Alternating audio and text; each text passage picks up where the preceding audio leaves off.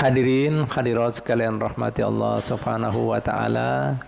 Kita lanjutkan pengajian kita. Kita masih membahas bab bagian ketiga daripada makruhnya sembahyang dilihat daripada bertentangan dengan sebagian sunnah atau meninggalkannya lalu. Kita masuki yang kedua wayah ini nah. Ya. Ilsaqu adudaihi bijambihi lidzakari. Sampean ketika sembahyang, ya, ketika sholat, rukuk maupun kemudian sujud, menempelkan, ya, lengan atas ini dengan rusuk. Nah, jadi gambarannya seperti ini. Baik dalam keadaan posisi rukuk maupun sujud. Nah, ini ditempelkan seperti ini. Nah, ini makruh.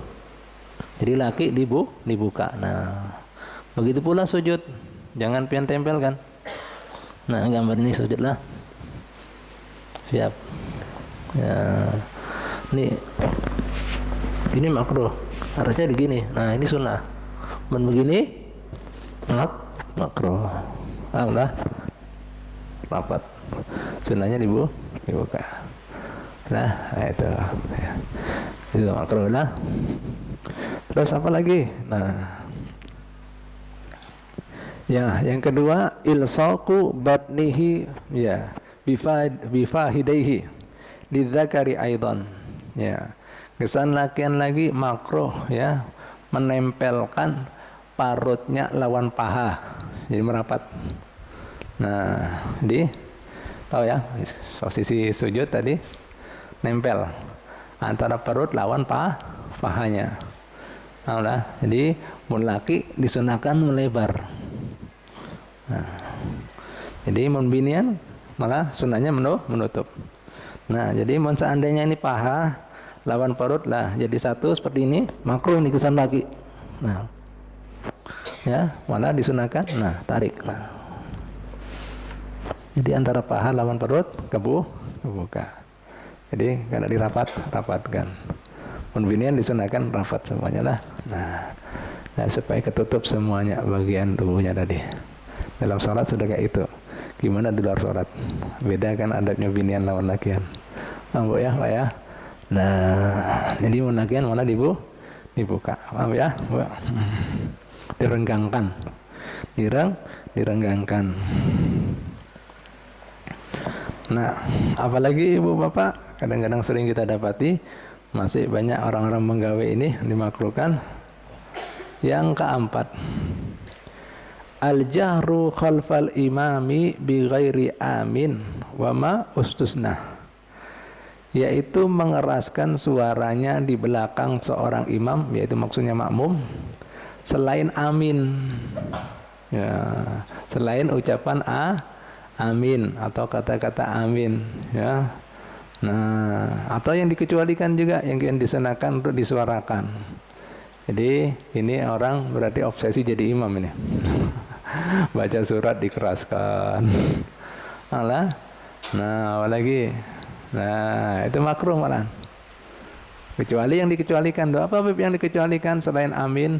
Misalnya misalnya mengingatkan imam ada salah, subhanallah, tidak apa-apa. Dikeraskan. Mungkin tidak dikeraskan kan tidak tahu kan imam, ya. Tidak masalah. Jelas? Kira-kira? Nah, jadi selain itu yang meraskan suara selain amin dan yang dikecualikan adalah hukumnya makruh. Ya, Bu ya, Pak ya. Makruh. Nah, yang kelima. Yang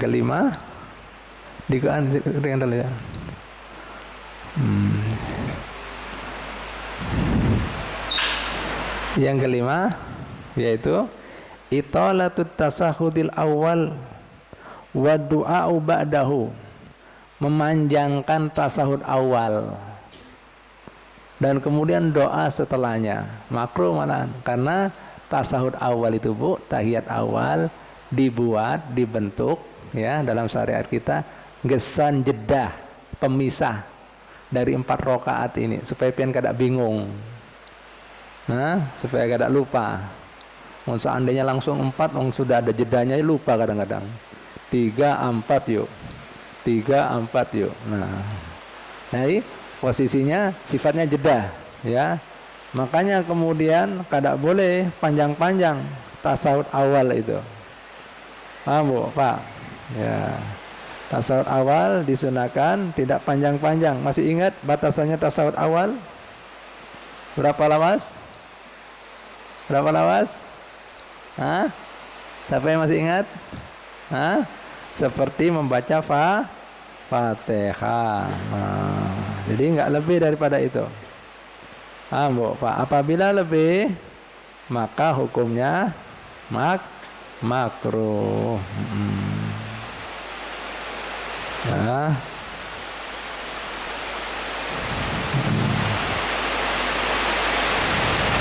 Ya.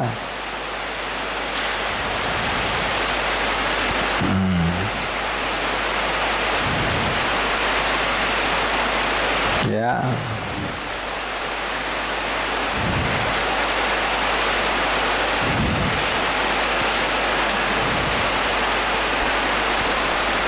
Ya, Bu ya.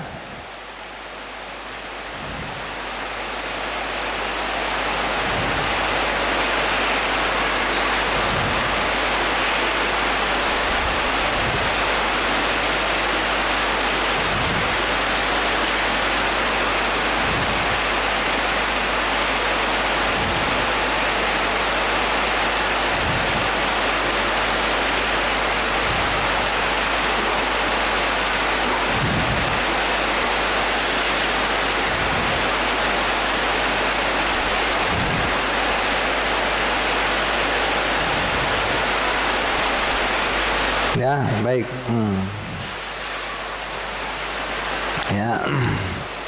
Jadi sifatnya tasawuf awal tadi tidak disunahkan panjang-panjang, ya.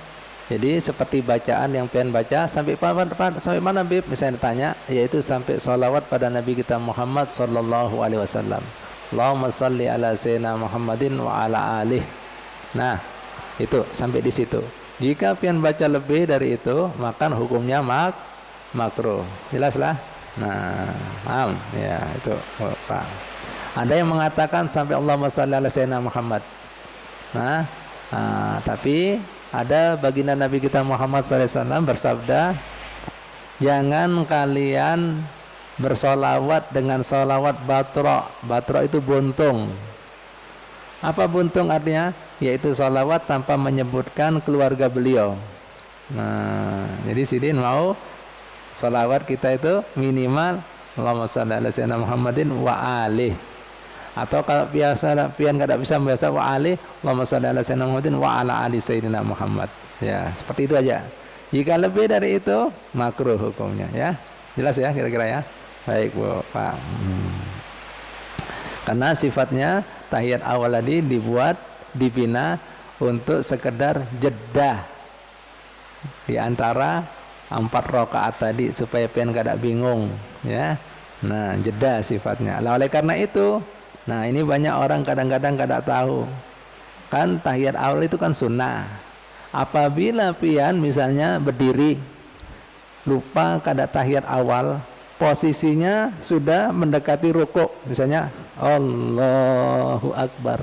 Jika pian balik, maka batal sholatnya. Karena sampai sudah berhubungan dengan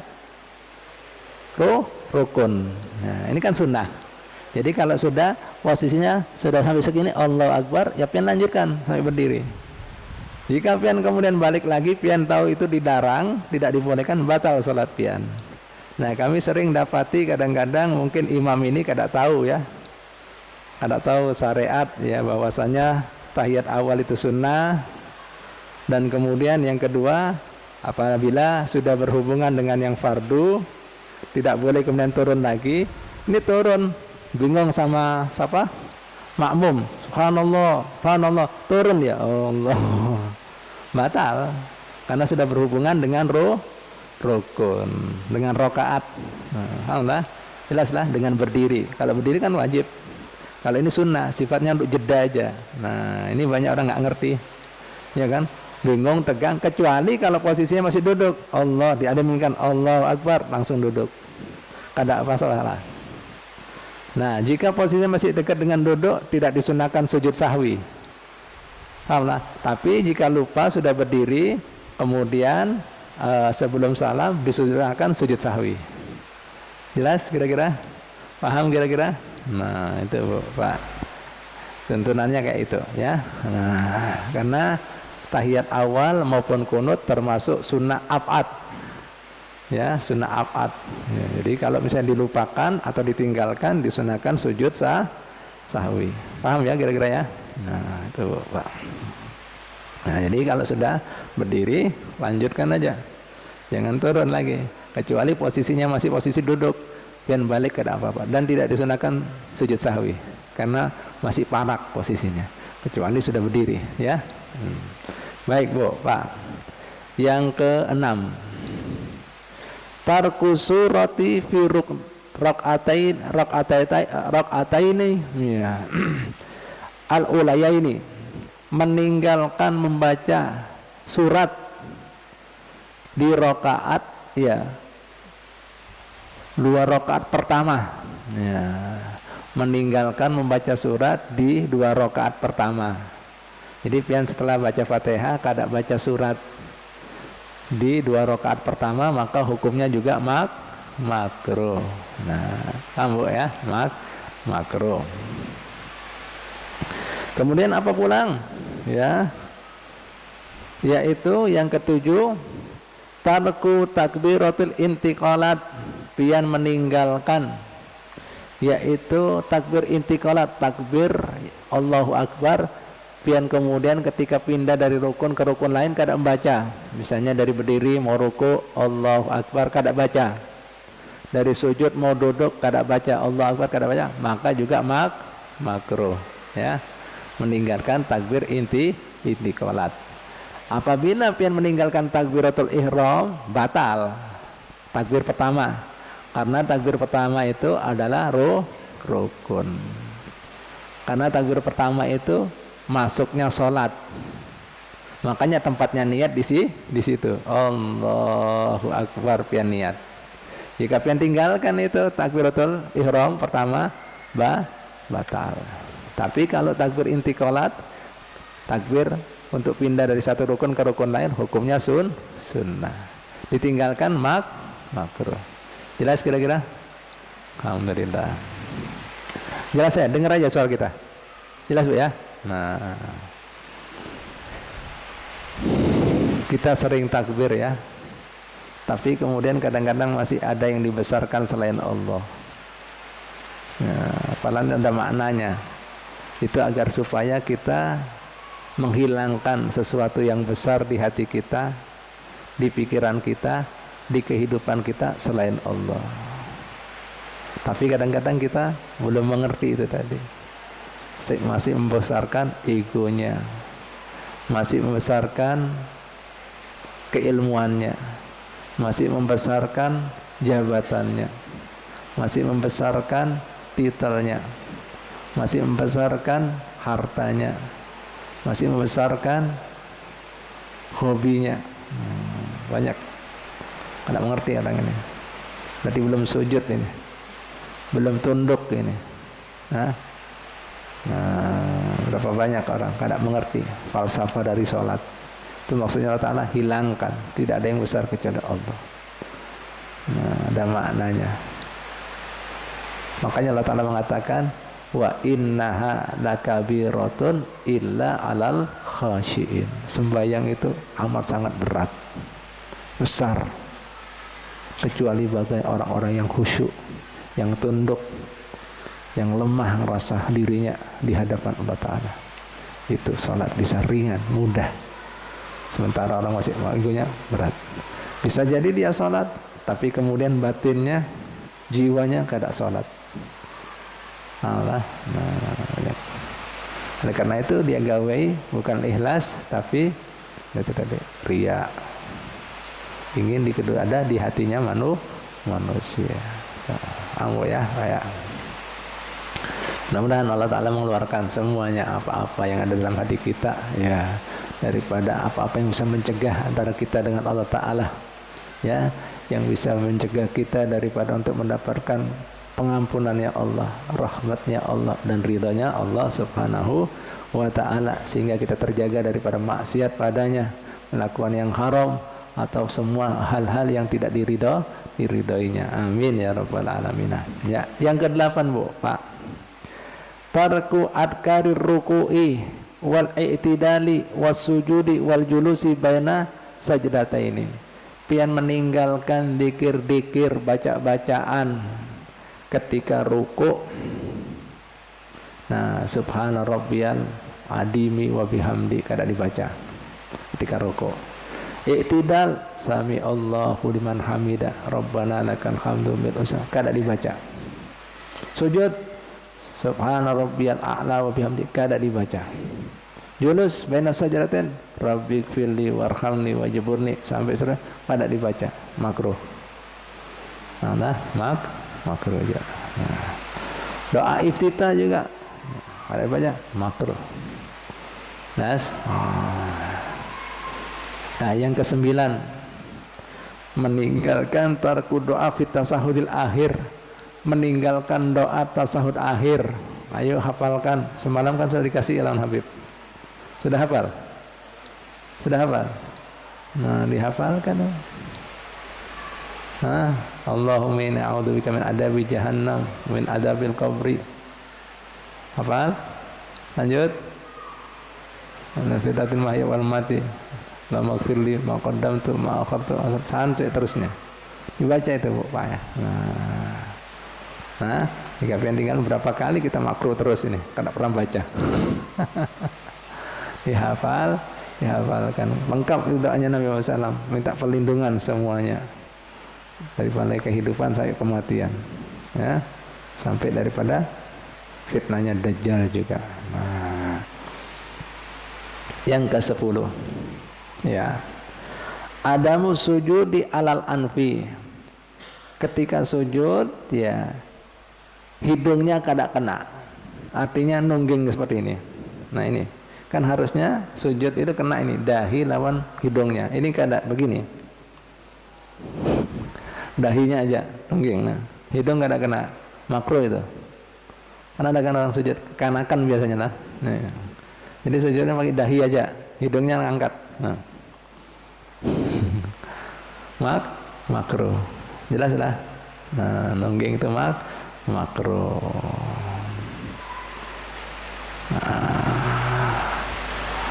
Yang ke-11, qiraatul Qur'ani fi ghairil qiyami bi qasdil qiraati la dzikri.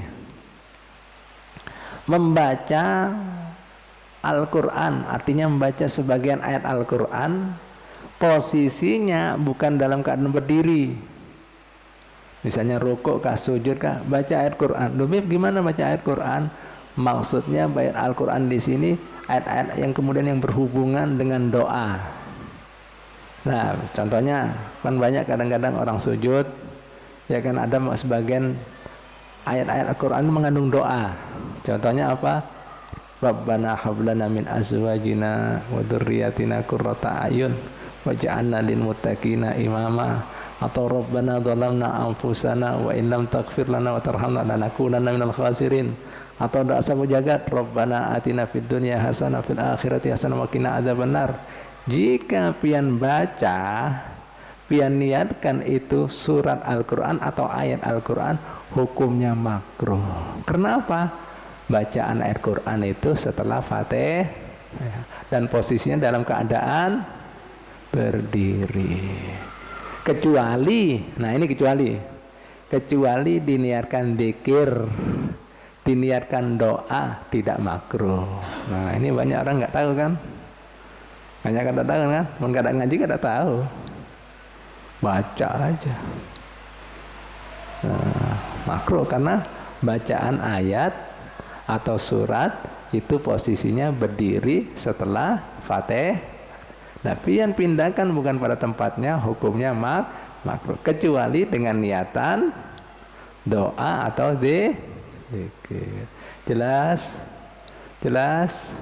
Paham? Nah, banyak orang terjebak kan. Nah, makanya Pak perlu ngaji. Kalau nggak ngaji nggak tahu. Nggak boleh pikir apa ada, kalau makruh. nggak ada pahalanya, makruh, harusnya tinggalkan. Nah itu ya, makruh. Nah, yang ke-12, hafdhu ra'sihi fi ruku'i, yaitu membongkokkan kepala ketika rukuk. Nah seperti ini, nggak sejajar aja nih, nggak sejajar. Nah yang sunnah begini, lurus ya, ini kada. Atau mendengar gini juga makruh ya. Makruh. Jadi lurus. Allah, la ilaha illallah. Ya jelas lah.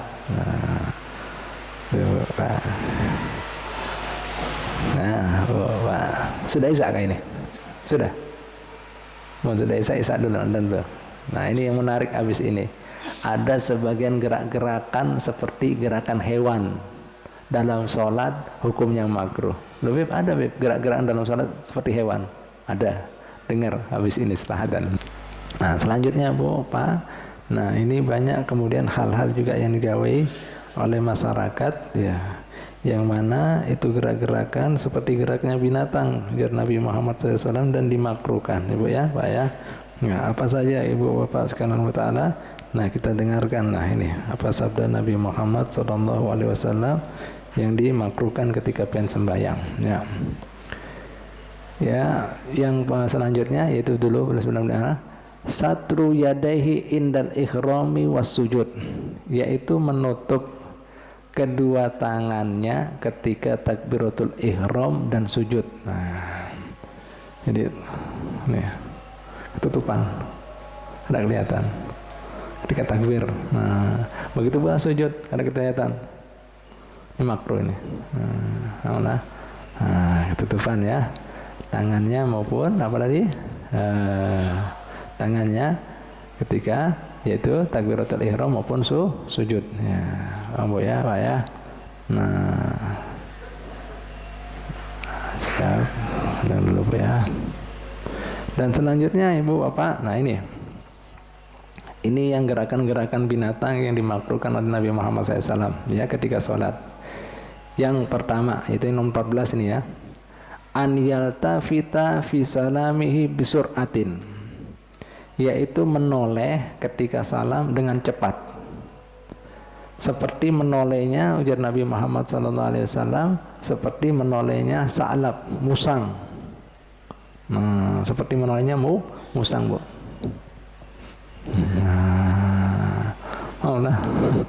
Nah, padahal pian disunahkan ketika mulai assalamualaikum mulai bergerak warahmatullah. Sekiranya kelihatan pipi kita kelihatan sama makmum yang di belakang. Nah, dibalikkan lagi assalamualaikum warahmatullah. Nah, alhamdulillah kelihatan. Nah itu Bu, Pak, tata caranya tahiyat itu selama pian sholat itu disunahkan melihat tempat sujud. Begitu tasahud ya, asyhadu alla ilaha illallah, disunahkan melihat telunjuk. Nah, telunjuk kita ya ketika tahiyat. Baik tahiyat awal maupun tahiyat akhir. Lihat telunjuk. Apa hikmahnya, apa falsafahnya, apa alasannya supaya menyatukan antara pernyataan, ucapan dengan tindakan bahwa Tuhan yang satu wajib disembah itu Allah. Dengan keyakinan kita itu disunahkan lihat telunjuk sampai salam selesai, fil alamina innaka hamidum majid. Kan asalnya begini, melihat telunjuk kan, merunduk kan asalnya, baru pas mau salam diangkat, nah menghadap kiblat muhanya. Nah kapan mulai gerak kepala ini, leher ini, mulai mimnya kum, assalamualaikum, gerak warahmatullah, dibalikkan lagi assalamualaikum warahmatullah. Nah, jangan seperti tari rencong Aceh. Ada kan gini.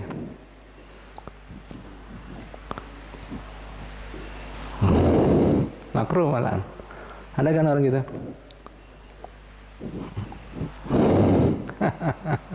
Jadi nggak bungkuk kan sudah diangkat. Tinggal gerakan. Assalamualaikum. Balik lagi. Assalamualaikum.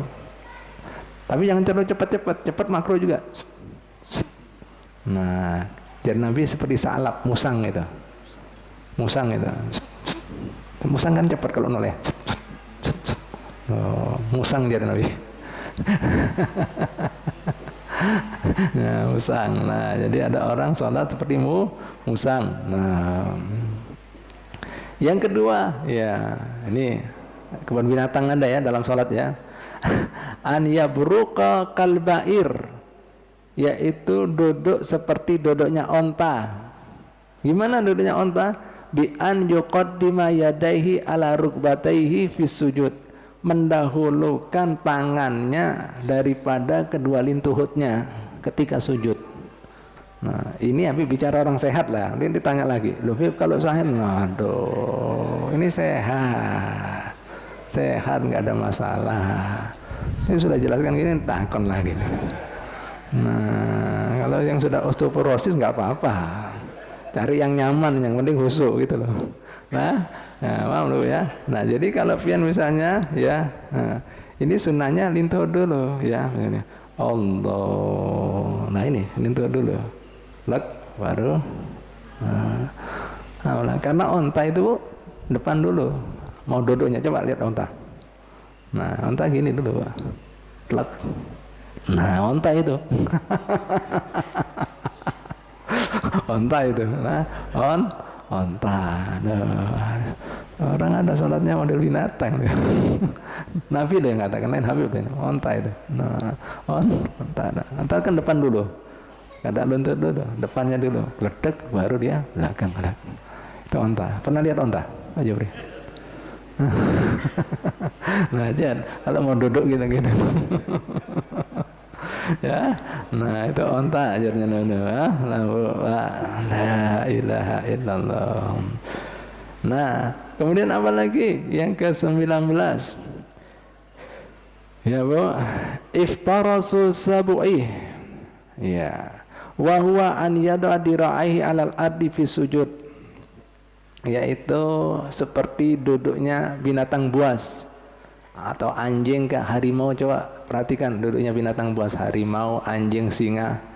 Itu ketika dia duduk, lengannya ini nempel. Nah ini gambarannya seperti ini kalau sujud. Ini ngikuti anjing, harimau ini. Nah gini, Bu. Nah nempel. Nah ini nempel karena disunahkan berdiri. Nah jadi kalau ada yang begini, coba lihat anjing, nempel kan? Ada ke anjing gini? Hah? Harimau gini ada? Nggak ada. Datar. Nah, jelas sudah kira-kira. Nah itu, Pak. Anallah ya. Pak. Nah di situ ada catatan kecil itu. Nah nomor 1 ya. Nah di sini ada 6 hakikatnya orang yang bergerak seperti gerakannya hewan. Tadi sudah disebutkan, onta sudah, terus kemusang sudah, ya. Terus kemudian apa lagi?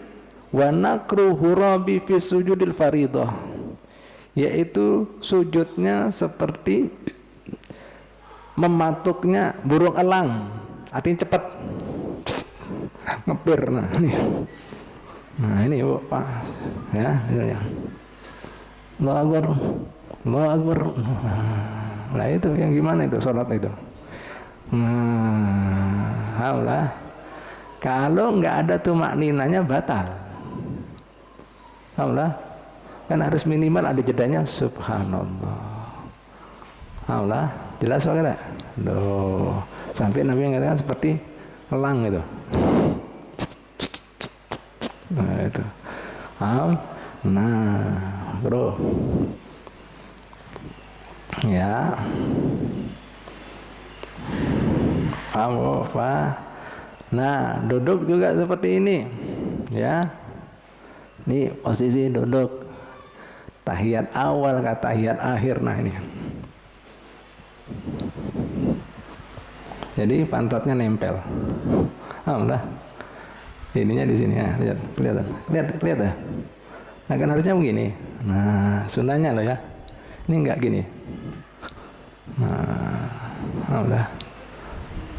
Nah, coba. Onta gini juga. Nah, Bapak. Lihat ya. Ini Bapak. Nah, biar yang di sini kelihatan. Nah ini. Nah, udah. Nah, ini makro ini. Nah, udah.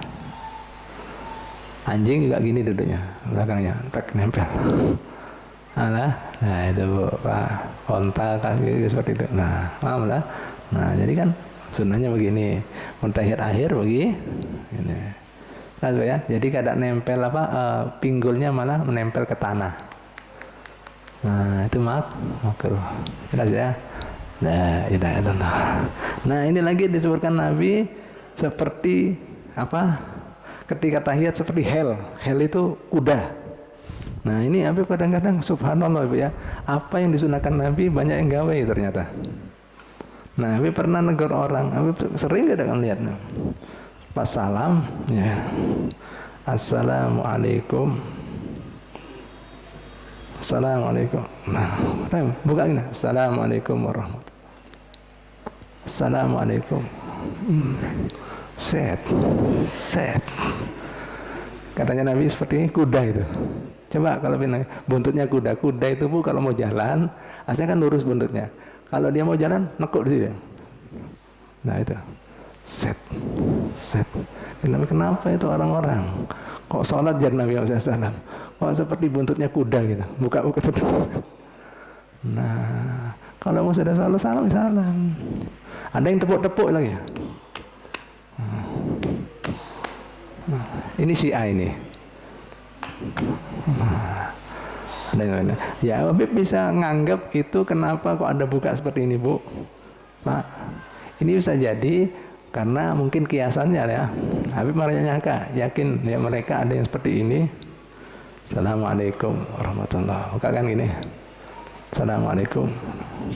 Nah, kiasannya bisa jadi sholat itu kan masuknya dengan takbiratul ihram. Makanya disebut takbiratul ihram, takbir yang melarang yang asalnya pian boleh. Pian sebelum sholat kan bebas karena belum ada pemujaan, ibadat, belum ada ikatan, belum masuk di kehadirat Allah. Begitu Allahu Akbar, pian masuk di kehadirat Allah Ta'ala. Jika dilanggar, batal sholatnya. Yang diharamkan, bergerak bebas, makan, minum. Bicara yang tidak ada hubungannya dengan sholat batal. Kan masuknya dengan takbiratul ihram, lepasnya dengan salam. Nah, bisa jadi mereka nganggap ini kan dilepas, mau dibuka. Assalamualaikum. Nah, dah buka Bib. Nah, Assalamualaikum. Nah. Subhanallah, lihat sendiri. Ada 1, 2. Ya Allah, ternyata sampai masuk di Indonesia juga dalam buka-buka gini. Padahal Nabi sudah bersabda 1400 tahun yang lalu. Pernah lihat apa enggak? Pernah lihat apa enggak? Banyak apa sedikit? Buka-bukaan ini apa ini? Karena kembang-kembang kayak pencaksilat aja. Set. Sampai Nabi kenapa? Ya sudah salam ya salam. Ini aja sudah gerak ini lah. Itu Nabi katakan hadisnya. Pak, ada apa kadang gitu? Ada kan? Loh, jadi setelah dengar ini jangan buka-buka lagi lah. Nah, apa ini? Alah, itu tadi. Jelas lah kira-kira. Dan itu jar Nabi gerak-gerak ke binatang. Ternyata ada kebun binatang, ada kuda tadi, ada onta, ada anjing, ada elang, macam-macam. La ilaha illallah. Dilarang oleh Nabi Muhammad SAW. Artinya kalau kita lakukan, makruh. Ibu bapak sekalian rahmatullah. Ya, mungkin sampai sini. Ada pertanyaan kah? Yang kurang jelas, kurang paham apa yang kami sampaikan? Silakan. Ya, tentang sholat Jumat. Ya, biasanya kan kalau orang kapal ini kan orangnya kurang. Jadi biasanya ada yang meminta kita melaksanakan meminta apa? Mengajak sholat Jumat. Cuman orangnya paling ada 15 orang gitu. Itu terus gimana Beb? Apa kita tetap habis itu sholat duhur lagi untuk menghormati mereka itu? Baik ya. Ya, terima kasih. Ya, jadi begini ya. Itu sholat Jumat jumlahnya 40 menurut madhabnya Imam Syafi'i. Ya, madhabnya Imam Syafi'i. Ya, dengan dalil bahwasanya ada sebuah riwayat tidak berkumpul 40 orang daripada umatku kecuali ada orang yang dekat dengan Ta'ala, ya gara-gara satu tadi jadi terangkatnya amalan. Nah, makanya Imam Syafi'i mengambil dasar di situ minimal 40 orang. 40 itu bersama imam. Dan 40 itu sifatnya yang mensahkan sholat Jumat ngarannya mustautin. Apa? Mustautin. Jadi beda orang mukim sama mustautin. Orang mustautin itu orang yang tinggal memang wilayahnya, tempatnya, tempat tinggalnya. Beda sama mukim. Kalau orang mukim wajib Jumat tapi tidak mengesahkan 40 orang. Karena orang mukim itu dia tinggal di suatu tempat karena hajat, keperluan. Misalnya kalau pian di Saudi karena TKI kontraknya 4 tahun ya, 4 tahun pulang.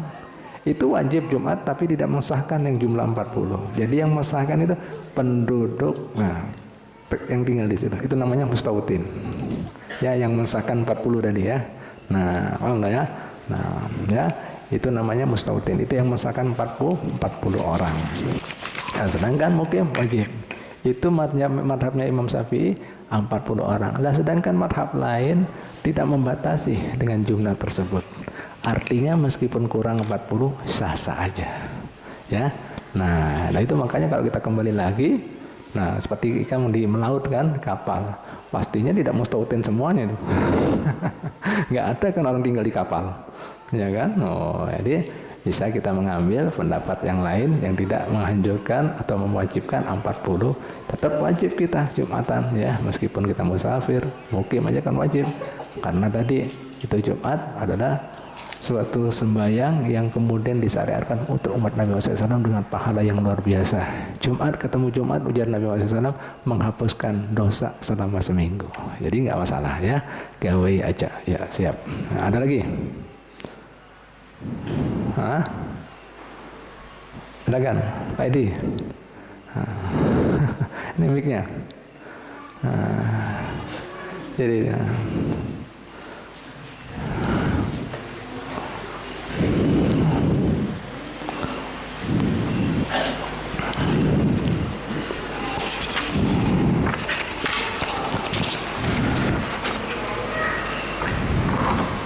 Assalamualaikum warahmatullahi wabarakatuh. Waalaikumsalam warahmatullahi wabarakatuh. Ini sekalian klarifikasi, Bib. Verifikasi ya. Klarifikasi atau apa ya? Tabayun ya. Jadi saya itu sebenarnya kalau bertanya itu maaf, Bib, tidak ada niatan sedikit pun untuk mentes atau menguji Habib. Nama itu. Ya, lanjut. Tidak ada niatan itu. Yang kedua lagi, saya tanya itu saya memang tidak tahu. Atau sebagian mengerti, sebagian tidak tahu tapi ragu-ragu. Atau ingin kepastian dari Habib karena Habib ada dasarnya. Kan kita kalau ngomong-ngomong sama orang lain kan nggak ada dasar ya. Iya, siap. Nggak ada dasar. Iya kan? Atau bisa juga, Beb, saya bertanya itu mungkin mewakili kawan-kawan yang mungkin beliau-beliau ini malu nanya. Siap. Ya kan? Yang selanjutnya ya mungkin juga untuk meramaikan suasana aja. Meramaikan suasana sehingga suasananya tidak terlalu tegang. Ya. Dan ya cair lah gitu. Siap. Nah, selanjutnya saya tanya, Beb. Ya, siap. Itu tadi klarifikasi ya. Ya, siap. Yang saya tanya ini tadi, Beb, yang beda antara yang tadi itu yang batal sama yang sujud sahwi tadi, yang apa namanya? Iya. Yang Tahiyat awal tadi. bukan yang Iya. apa? Yang masih farak dengan duduk ya dengan. Iya, tapi terus diingatkan oleh Iya. makmum. Iya. Sudah berdiri, duduk lagi yang Iya. yang batal yang gimana, yang sujud sahwi yang gimana? Saya kira itu, iya. Beb. Iya, Terima kasih. benar. Assalamualaikum warahmatullahi wabarakatuh. Waalaikumsalam warahmatullahi wabarakatuh. Ya, tadi Habib sudah jelaskan. Jadi begini ya, jadi bagus tanyanya. Nah, dijelaskan lagi Habis tadi sudah jelaskan orang ketika tahiyat awal, ya tadi kan tahiyat awal hukumnya sunnah, ya hukumnya tahiyat awal sunnah. Terus kemudian kan dikatakan batasannya nggak ada seperti Fatihah. Tadi kalau Fatihah itu duduk di antara dua sujud, itu batasannya rukun pendek, batasannya seperti baca Fatihah. Sedangkan kalau tahiyat awal batasannya itu sampai sholawat pada Nabi Muhammad, ya sholawat pada Nabi Muhammad. Nah, jadi kada dianjurkan panjang-panjang. Tapi kemudian ulama yang kedua mengatakan sholawat jangan pada Nabi Muhammad aja dan keluarganya, karena Nabi Muhammad SAW menyebutkan jangan kalian sholawat dengan sholawat yang buntung. Ya, kembali lagi pertanyaannya Haji Edi. Itu perlu jelaskan tadi ya. Nah, jika kemudian tahiyat awal ini tahu ini sunnah. Nah, kemudian sunnah tahu orang ini. Terus kemudian dia berdiri. Nah, kalau namanya berdiri kan sudah masuk rakaat. Berdiri ini kan rukun. Ya, dia turun di tasyahud awal. Berarti apa? Membatalkan fardu demi sunnah. Itu jadi batal. Ya, kecuali kalau dia nggak tahu aja itu. Kalau hukum nggak tahu ya lain lagi. Nggak tahu itu dilarang, langsung duduk nggak masalah. Ini jika sudah tahu. Lah batasannya, Haji ditanya, selama kemudian sudah berdiri tegap atau posisi lebih parah sudah kerukuk ke atas, maka itu nanti nggak usah balik. Nanti di tahiyat akhir sebelum salam kita disunahkan sujud sahwi. Akan tetapi jika posisinya masih duduk, terus diingatkan balik lagi duduk, tidak usah sujud sahwi karena masih belum berdiri. Itu jawabannya ya. Jelas ya? Alhamdulillah. Bagus tanyanya. Ada lagi? Silakan. Jadi yang lain-lain itu tadi yang pengen sampaikan tabayun sudah diterima dari awal itu. Nggak apa-apa kok ya. Hati habis seluas samudra ya. Ya siap, bagus saja. Ya silakan. Ya. Yang supan-supan. Ini baik. Cukup ya, jelas ya. Nah, Pak Jufri ini biasanya suka ini nyimpan juga ini. Ya, ini Pak Jufri, silakan. Ada apa? Ini biar ada unek-uneknya. Ya siap, silakan Pak Jufri. Terima kasih Pak Haji Edi. Ya tadi Jarsidin ya kan belajar di sini ada dasarnya, ada hukumnya. Ya itulah Habib. Kalau belajar Habib nggak mau ngasih setengah-setengah kan, apalagi orang zaman saya ini tuntutannya mana dalilnya. Lebih beri dalilnya. Jadi kita ini baca-baca bukan kemudian kan ada dasarnya semuanya. Ya. Nah kalau kita siap bertanggungjawabkan karena kita semuanya membaca berdasarkan kitab bukan ujar-ujar. Nah nanti bisa buka kitabnya. Ya silakan. Masih, Assalamualaikum warahmatullahi wabarakatuh. Waalaikumsalam. Terima kasih Bib kesempatan yang diberikan kepada saya. Ini ada dua pertanyaan yang sebenarnya pertanyaan ini berasal dari sebelah saya. Ya. Apabila misalnya setelah takbiratul ihram itu kan ada yang tangannya mutar-mutar gitu. Itu kemungkinan saja memang menurut gurunya mungkin dari buku. Jadi menerjemahkan itu seperti itu, kebiasaan seperti itu. Jadi kebiasaan itu susah, walaupun makanya kita perlu mengaji bagaimana tata cara sholat yang baik, yang benar. Termasuk ini Bib, sholat kadang-kadang maaf aja kopiahnya itu jambulnya kelihatan gitu ya. Ini juga ada, tapi bukan di majelis ini. Kalau majelis ini kan memang semuanya sudah mengikuti ya Bib. Yang berikutnya ini Bib, asyhadu alla ilaha illallah itu kan ada, tapi bukan di majelis ini ya, terutama di tempat saya itu putar-putar gitu Bib.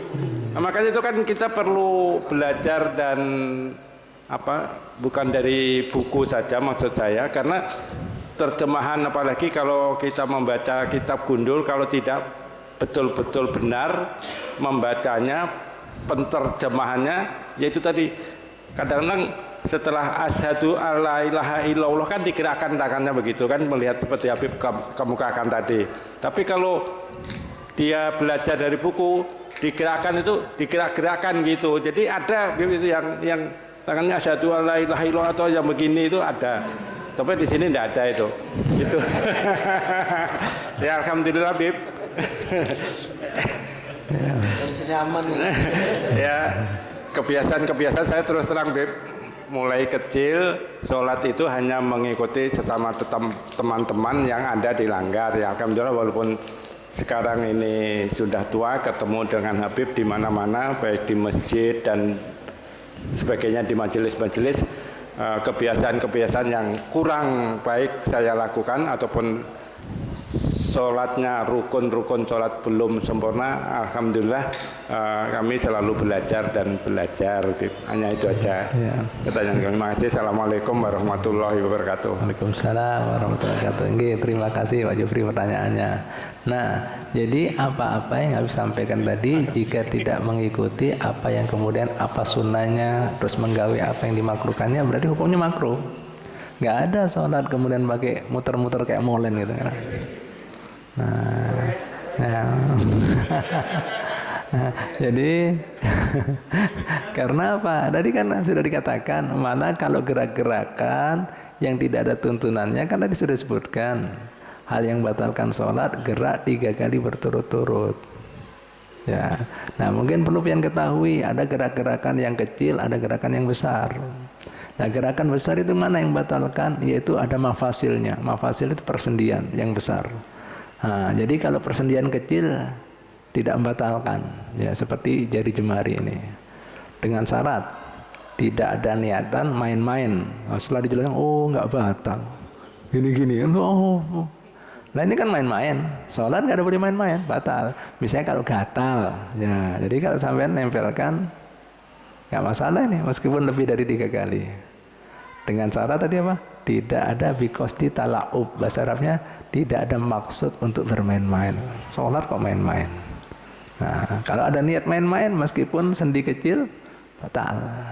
Kecuali gerak-gerakan ada bagian yang tidak bisa dihindari, gerak-gerak sendiri. Disebutkan dalam syariat kita, Bu. Apa gerakan kecil? Misalnya kedipan mata, telinga, nah, badan enggak, maaf, kelamin,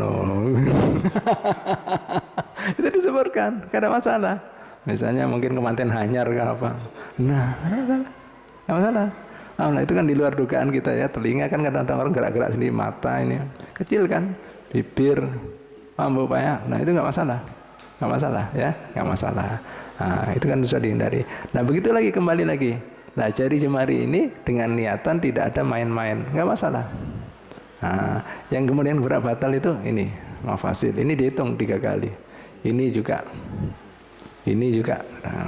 Allah besar. Nah, itu. Nah, ini sekarang kan ini kan termasuk mafasil. Tahu mafasil? Loh berapa? Ini kan ini, besar ini. Nah, kalau sampai 3 kali nggak ada masuk, batal malahan. Habib pernah nemui orang seperti ini di Ampel dulu. Habib tanya, sampai pas gerakannya Pak Jufri bukan gini aja, pas di telinga mau takbir muter gini. Loh kenapa?